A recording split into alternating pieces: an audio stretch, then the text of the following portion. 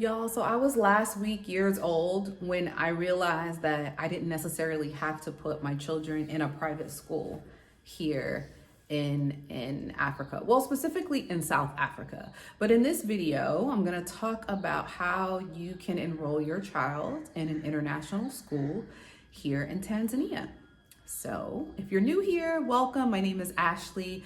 On my channel, I share tools and tips with professionals, entrepreneurs, and families that have an interest in relocating to the continent and also expanding their business. If that sounds of interest to you, please be sure to subscribe to the channel and hit the notification bell so that when I do post new content, you'll be the first to know. And if you're not new here, welcome back. Thank you so much to the community for growing, for sharing these videos, liking, putting in the comments. I do my best to respond to every comment and let everyone know that regardless of your perspective or regardless of your thoughts, I am grateful for the fact that you're adding value to this community. So thank you so much. I sincerely appreciate it. But yeah, in this video, I want to talk about the process that I went through to enroll my children in international school here in Dar es Salaam, Tanzania. So when I first arrived in Tanzania in October of 2020, I was on a mission to get these girls in school. So Tanzania was not experiencing the same level of lockdowns as many other parts of the world. And that was great. It was awesome for me. So I was on it. I was like, okay, let me get these kids back in school after having been out of school for 10 months. Your girl was tired. She was overwhelmed and she needed a break. And my children needed to be around other children. And so I hit the ground running. The neighborhood that I was in, I, saw a couple of billboards. I did some Googles and was like, okay, what are the top schools that I need to be looking at for my children that are international children, right? Where are they going to feel most comfortable? And I admit I was a little hesitant of putting them in a government school just because I didn't want them to be like extremely culture shocked. I wanted them to feel comfortable. And yeah, so I actually looked at 3 schools and emailed all 3 about an opportunity to tour. I only heard back from one. One of the schools that I didn't hear back from is probably one of the most popular schools in Dar es Salaam, Tanzania. I think it's International School of Tanganika. And I was told they have a huge waiting list, super expensive. It's where all the, embassy kids go. And it's really like in the touristy part of town. And it wasn't ideal because it would be like an hour and a half away from where we are now. So that was out. And then the other school that didn't respond, I learned, was a Muslim school. So while I'm not opposed to any religion necessarily, I think maybe they realized I wasn't Muslim and just didn't respond. But the only school that responded is the school where my kids go now that I had an opportunity to tour, and they had open enrollment. So they were willing to take the girls in. And so I did a tour with my family.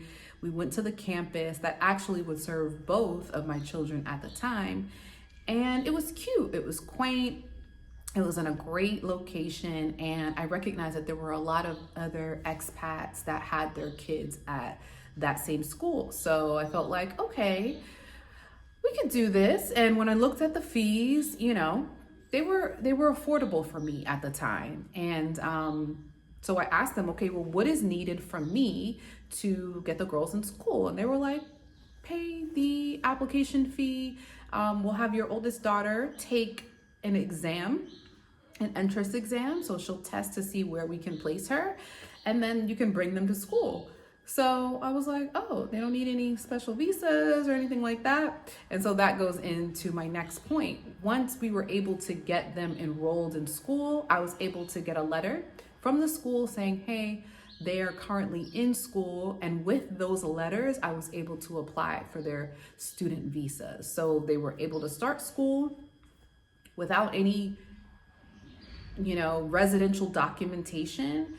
But I had the intention of getting that, which I was able to get, that allowed them to be residents studying abroad for 2 years. So After we got that, they were able to, have their student visas, which they still have. That will expire, when they expire. And I will just take another letter back to immigration to renew it. Super easy process, honestly, like so easy. There was no requirements for medical records, no additional documentation required. They were able to get right in school within 30 days of us arriving here, and they love it. They love it. My oldest has graduated into the secondary campus and she's loving it. She's actually interested in exploring boarding options, which is a very custom, common practice here in East Africa and much of the continent.